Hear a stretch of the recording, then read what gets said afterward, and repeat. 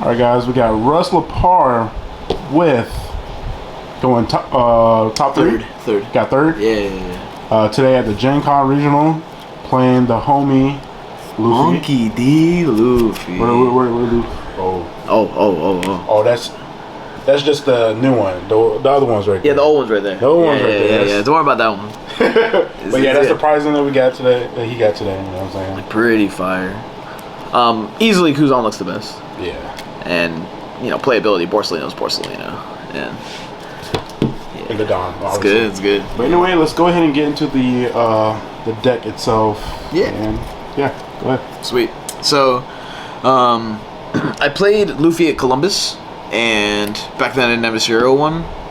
I pretty much got adjusted to using the leader's ability and the kind of pressure that the deck has.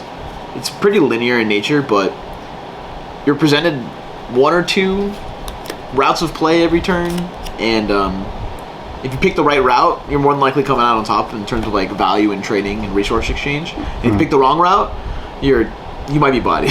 like it's like you need to stumble in order for like the deck to fail sometimes. And I just think I chose a correct route most of the day. Maybe like a few times I misplayed. They didn't have like the critical like 1 or 2 card combo they needed to absolutely decimate my board or go for lethal against me. At the same time, like sitting in my opponent's seat, they don't know that my hand might be like double Fire Fist and a 5-drop Luffy, and they can just lethal me out of nowhere. And I think that led to a lot of success of the deck. And I think the deck is very, very strong, easily tier 1 in the current format, especially post restriction. And you'll see in the list why I will be able to like get to utilize both sides of it. So, starting out, 2 Treasure Cup choppers. I won them when I was playing Law, and the other one I won when I was playing Luffy. You only need to. 4 is too many, and you kind of want to hit your curve. So the turns that you go off curve is like you can do 1 chopper plus a high drop, or you do one of another drop plus a high drop. 2 felt great. This is anti-Katakuri. This is how you keep them from closing against you. Phenomenal card. It's 2 Gordon. Doesn't have counter power, so you don't want too many of them. You want to see at least once per game, and I have yet to play. I didn't play this all tournament. Like it never hit the board, and maybe because I couldn't search it via Curly to Dawn. And I remember one game distinctly, it was sitting in my hand dead. However, I already like won the board so badly in the game that it was over by like 6 Dawn. Like this wasn't relevant. It being a counter power was like unrelevant. And then just keeping one in hand and then playing like at the same turn you jam a Fire Fist is just pretty absurd. So, to Otama. I only have 10 2K counters in the deck. You never want to play Otama to the board, and the turns you do, you want to make it so impactful. You get that feeling like I did that I previously discussed, where I just won the board so badly, no matter what I draw, no matter what my opponent plays in the upcoming turns, this game's over. And that usually comes in combination of like Otama, Fire Fist, Makino on play, and then you boost like a Nami on board and swing at them. So you want a position where you have a big body, a Makino, and then like a Nami, all applying pressure to my opponent, and then plus my leader, right? And then they have nothing on board. And once you get that board state, you pretty much beat every deck in the game, because you'll just constantly draw, boost Nami, swing 7, and then the big body swing 7, and then your leader swing 7, and you just apply too much pressure for them to try and make a comeback. So, Judge Otamas? Yeah, Judge Otamas. Easy. Very, very clean. 3 Izo. Weird number, but there's only so many Whitebeard cards that you can search in this deck. I think it's like 13 total. And you don't play 4 because you can't find the other one with Izo. And I was originally running 4 Curly and 4 Buggy in this list, but found I didn't like the way that the 5 to 8 Dawn turns felt. I felt like they weren't as productive as they could be. And maybe because I was so used to playing Zoro for a few weeks that I forgot that, the extra 1 or 2 Dawn I'm missing that turn, or value of Dawn that I'm missing that turn with Zoro's ability, does not feel the same way when you're playing it with Luffy. So, yeah. 3's great. You can drop it down to 2. I like 3. Sometimes I drew my 5-drop Marco or 9-drop Whitebeard. And once you hit restricted cards, you're kind of in a power position. 4 Nami, don't really need to explain. You have to run 4. So many Straw Hats in the deck has like 24 targets. Alt-art? So I go 2 Alt-art, because I like the way Alt-Arts look. And then 2 of this anniversary one, because I like the way this one looks as well. So I always split. If I wanted to play one or the other, I can just do it. I just don't want to. Yeah, it's fine. Absolutely fine. 4 Makino. Again, 10 2K counters total. These apply pressure with your Nami and your Izo. This is the last card you want to counter out of hand with, and Yeah, her presence after you clear board is overwhelming, and a lot of the times they'll go after your only 1-drop on board instead of going after her, and they're like, oh, as long as he doesn't stick another 1-drop, I'll be fine. But as you can see, we have so many that I'll play one down the following turn just to like make sure I get value out of her in an upcoming lethal turn. If you're watching stream and a couple of my games, you saw I chip for 5 a lot, and then I like slowly, gradually go up to 7s when I'm trying to make sure I guarantee the damage in, and this is just like the perfect chip for 5 in this deck. 1 Sanji. I wanted Nami to be able to search a 2K counter. The Straw Hat. That's it. Could be Usopp. This has a really nice looking art. That's why I want to play it. If you're going against a green or blue deck or like black deck that's bleeding you out of resources, just playing it down and then grabbing a life might be the difference between you winning the game and them establishing like 4 on board to like lethal you in a single turn. And I didn't want that to happen, so I was like, whatever. I'll just play the Sanji. So 3 Nico Robin. The reason I want to play this deck. Nico Robin is anti-Zoro, can combo with Gordon to clear the entire board, and utilizes Luffy's Dawn attachment. Probably the best that this deck can ever do. And I didn't want to run 4 because I know that Strawbeard was becoming extremely like prolific in the meta, and with that said, this is like the worst card to play against them. Unless you draw a Gordon or you feel like committing an Automa to the board, you don't get much value out of this, and the extra Dawn attachment that she needs on top of Leader Luffy's ability is too much, and it kind of sets you behind in tempo, that I only want to drop this down when I want to regulate a Marco or threaten that I'm going to Automa Marco for lethal in the late game stages. But yeah, 3's fine. The final 2Ks, 3 Jozu. So as you can see here, it's 3 Jozu, 1 Sanji, the 4 Makino, and the Otamas. Jozus are found by Izo, and that's all they do. It gives Izo counts to search for 2K counters, and cranks it up to 13. You can swap the Sanji for a Jozu. It'll probably increase your numbers, but I just like playing this card. I'm playing nearly all the Straw Hats in the deck. 2 Rush Zoro. Most of us play 4. You only need 2. I play 2 5-drop Luffys as well, and what I wanted the deck to do was automatically beat Zoro, have a good matchup into Strawbeard, and then have a chance against Katakuri. And with that in mind, I wanted Fire Fist not to be able to destroy my board too badly in a single turn. So if I played 4 of these and then 4 of these, the odds of me going like playing Nico Robin the following turn, following it up with a Zoro the next turn would increase, and I don't want that to happen. I don't want these to like give my opponent Zoro the best Fire Fist possible on their 7-8 Dawn. So 1 Frankie, or it might be 2 Frankies. Yeah, 2 Frankies. By the time you guys watch this, I took this out and threw in a second Fiery Doll in its place. 2 Frankies were phenomenal. The 1K counter and being a 4/6 vanilla allowed me to pressure Strawbeard and again get out of Fire Fist range. So if it was like past the turn I needed to use this or not the matchup where I needed to use it, 1K counter, and using a 1K counter in this deck feels phenomenal because you want to use these useless 1K counters or like Nico Robin if she's useless in the matchup against my opponent instead of like the Izos and Namis that you have. And so if you're new to red or like feel like you're struggling with it, you're not finding like a lot of value, you're probably overvaluing your Izo and your Namis in your hand as well as your Curly Danans. And if you value them too highly or like you think it plays like, oh, I can net like a card advantage, when you really explain to yourself what that card's going to grab or like what it potentially could grab, it'll probably help you counter out with them easier. That in mind, I've started like new game plans of countering out super early in aggressive matchups or like against Whitebeard, and these are like other good cards to discard or cards I wanted on board to have out there. So 2 Frankies. 2 Brooks. These got added in over the 11th and 12th 2K counter. And its reasoning is it helps in the Dofi matchup, which I lost to in finals anyway when he 3,000 Worlds and bot decked it. But if it's stuck on the board, I'm pretty sure the game was instantly over. And what it does is when it swings, it lowers 2 characters on your opponent's side of the board by 2K power. Or by, 2K power? Yeah, 2K power. And it puts them in range of getting hit by Nico Robin, as well as the 5-drop Marco, which we play 4 of. And across turn 5 is good when you spent your turn 4 Dawn playing this out. Instead of like playing out your Nico Robin and then using your extra 1 attaching and swinging for 7. So playing this down is very frustrating for them to deal with.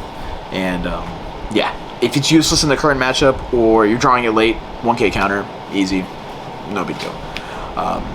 The Monkey D. Luffy, they stayed at 2. Again, 6 cross turns fire Being able to be rush is really strong. A lot of the times I only swing 7 with it, so I play it, use the leader ability, make it 7 and swing. I don't care if they have a blocker. I don't care if they give me the blocker in exchange for it. It's just a 7k swing is going to be very powerful in the current format. And you don't need any more, because not much, that you'll need to commit to. It's very strong against law. I can lethal them. Playing it down and swinging in 12 in their face is usually a game unless they have Radical Beam open, and they'll show you that if you have it. For Marco, strongest card in the deck. Half the reason to play this Luffy combo is if you open this. If you go like Nami turn 1, Nico Robin turn 2, and then turn 3, you Marco. Marco pops through Curly, and then you take Leader Luffy's ability, attach a Dawn to Nico Robin. Nico Robin swings, and then pops their Buggy, and then you swing 5 again with Leader. If they come and crack back at Nico Robin because they're scared of what she's going to do to them the following turn, you pretty much win the game.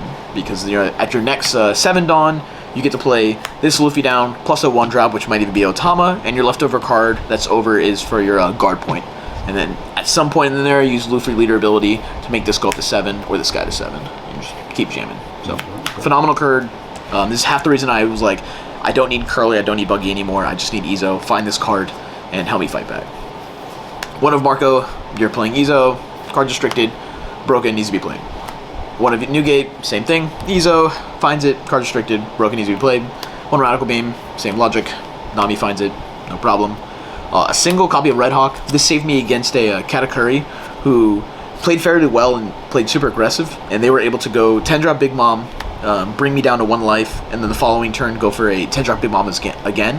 And the Red Hawk plus guard point plus a 2k counter out of my hand was able to save me at 13 over their 12. And then when they swung with their Katakuri at me, I think I discarded like a Brook or the Frankie and survived at 6. So that was like one of the turns where I was like, alright, this is why I play the cards that I do, and the plus 1k counters from the vanillas and stuff. It really give me value there in the late game. Fiery Doll. As I said, I'm removing Frankie and putting a second copy of this. This is anti-Whitebeard. This is anti-Zoro when you get to the late game and they don't have a blocker on the board. So you get to go Fiery Doll, boost your Luffy up to 9, use the Leader Luffy ability, attach it to him, boost him up to 10, and then attach the final 8 Dawn that you have left over to Luffy and swing 18 at them. And you can kind of corner your opponent into doing so. Most of the time when I was doing this, I would counter out early. I would have like 2 Izos in hands. In my mind, I'm like, all right, I have probably 13, 14 cards to check before I get to this Newgate. And if I had to go Newgate the following turn, Fiery Doll, this game's done. Like, pretty much no matter what. I had this combo in my 7th round against my opponent, and I had Jet Pistol to pistol away their 4-drop Marco, then Fiery Doll my leader. And when I did that, he scooped. He's like, yeah, man, you definitely got it. And yeah, just a lot of board presence, a lot of pressure is dealt through this card. And there's a couple scenarios when you need to take the final life no matter what. You need to not turn your like active Marco or your active Luffy sideways, because they need to be there for the second attempt at a swing the following turn. You can't let blockers try and take away your lethal in the future. And I think that's what a lot of people are doing when they're misplaying with red, is that they're not allowing, like, they keep turning these sideways because they think they needed to swing, but they don't really need to. You can force your opponent to keep Dawn open next turn for like an event card or anything to try and defend themselves, but yeah. Great card. I'm going back up to 2. Only 3 Fire Fist. Same logic as Nico Robin. You don't need it in every matchup, but you want to see it when you want it, which is against Zoro and against Law. I think Law's already a super easy matchup for this deck. I don't really think this deck loses to Law maybe like once out of 10 games, but yeah. Fire Fist is fire.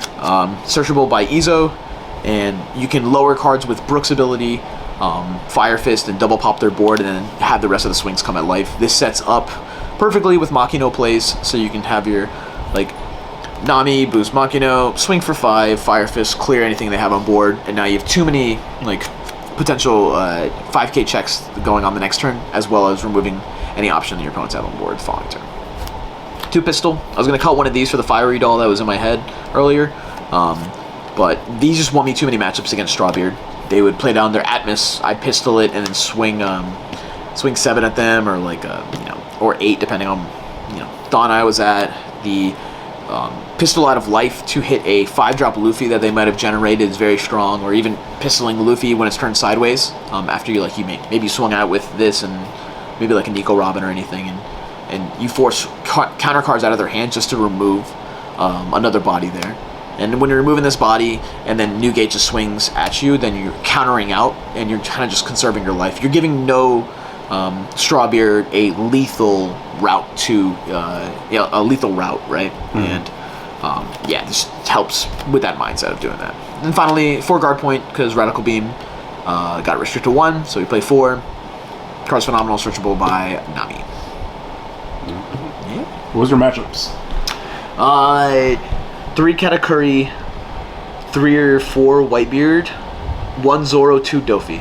So 3 Katakuri, 3 Whitebeard, 6, 1 Zoro, 2 Dofi, 7, 8, 9.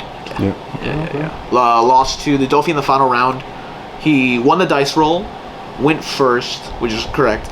Opened Perona, hit a Moria 4/6 vanilla the following turn, and then hit 3,000 worlds on my Brook the turn I dropped down the Brook. And then on curve hit Mihawk to bout deck my 5-drop Marco when I had 3 events in hand, so I could have had it stringing along and putting like a lot of pressure in with 7s.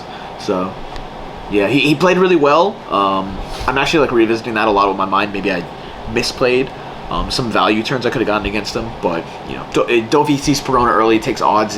It's a tough deck to beat, and that's a testament why it went 9-0. So other than that, I think Whitebeard matchup's pretty easy. I think Zoro's super free if you go odds, and it's favored if you go second. Odds is first. Sorry, I think 1, 3, 5, 7, 9 in my head, and Katakuri is a good matchup in my opinion. They have to high roll you, and if their hand's weak and they choose to start playing like everything they hit off a trigger, Smoothie, Cracker, Sparrow, then that's when your Fire Fist or your Nico Robin and like Marco and Gordon combos come in handy to keep them down. So very strong in the current format, very rewarding for high skill players that are coming over from other card games, especially DBS. We've talked about this a few times. I think that like Luffy as a leader and as a deck, it's a DBS leader. It's a DBS leader. It complements the value and the card exchange of resources that you guys adapt and bring over into this card game. So when I see everyone else like running Dofi or like they're trying out Zoro and I was like, you're wasting the fact that you're a good player in a different card game and you're refusing to like play this leader, which is a little bit like more skill intensive, but it's easy to recognize the value you're going to get in your exchanges, especially with when you're coming over from something like DBS or Yu-Gi-Oh. So that's why when I first started this game, I was drawn to Luffy because the fact that you can just use extra Dawn as his power is just ridiculous. To me, just the one Dawn just changes everything. When we were running games and I was like teaching you how to play, and I was like, oh, do this, and I was like, oh yeah, you're gonna start beating me once you like start seeing like the law and then this, and you're like, all right. I was like, so you play your character, and you're like, I was like, just don't swing, watch what happens. And you're like, oh, the board gets crazy. And I was like, man, patience with this deck is really, really strong, and it feels like if you're playing Luffy and you always burn out of your hand, you always feel like your opponent's just ahead on resources at all times. Just slow down the tempo of the game.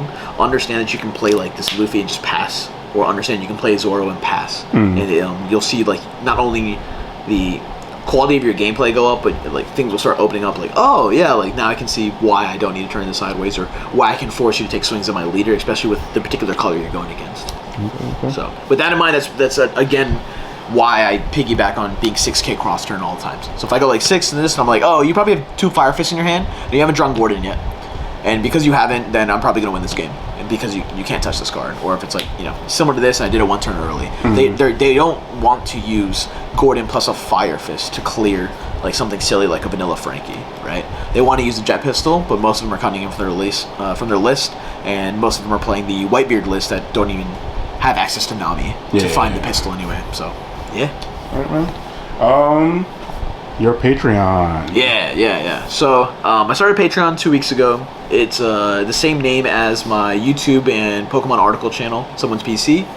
And what I've been doing is I've been trying to make my Patreon all my thoughts, all my deck lists, and all my feelings about the game, and like my testing or like current state about everything. And I posted this exact 50 to my Patreon 2 nights ago, as well as last night to like back up, and I did it again tonight to let them know I'm changing the Frankie into a fiery doll. And I just want people to understand that I'm very transparent and there's a lot of integrity behind my intent and thought and my list that I'm playing. And so that's why I was super excited to get third a day, because it's not only like another Luffy. I did it with Luffy. It's like, deck feels great. I'm happy that I'm performing well, but I'm happy that I'm able to say like, hey, if I'm providing everything I feel and know about the game in the current state before a tournament. Yeah. And so I feel like when people see that, they're like, oh, this dude's legit. Like he's not just trying to farm or like building like a secret deck that he's actually not going to run. He's just going to jam Zoro again. And if the ban list gets touched or like added to once again in OP04, I'm pretty sure everything I'm brewing up is going to be on the Patreon, and I'm just going to try and like put all my content out there. I know a few people out there supporting me just because they know me in Pokemon or Digimon or anything, and they just want to like see me succeed and keep winning. But yeah, I try. And while everything's flashy, most of these are like borrowed from homies or one at my locals, which has like 2 days of box tournaments every Friday and Saturday, and that'll just start compiling into like more and more stuff where I'll rip open like a black alternate art card, and I'll be like, hey, does anyone just have a Marco? And like we just trade or like like this new gate or anything, and I've got these in the mail, bought these finally, but yeah. Any shout outs? Shout outs to honestly all the content creators, yourself included. You guys work really hard, and I don't know, maybe because I feel like our community isn't as big as like Magic, as Yu-Gi-Oh. So like the views aren't always there, but like the tight knit and like the interactions that come along with it is like really, really cool to see. Especially when everyone goes around, they're recognizing you and they're like, yo, that was broken. And I was like, that's dope that happens. Other than that, shout out to everyone from my locals and all the homies always. And yeah, this game's really sick. All right, peace out.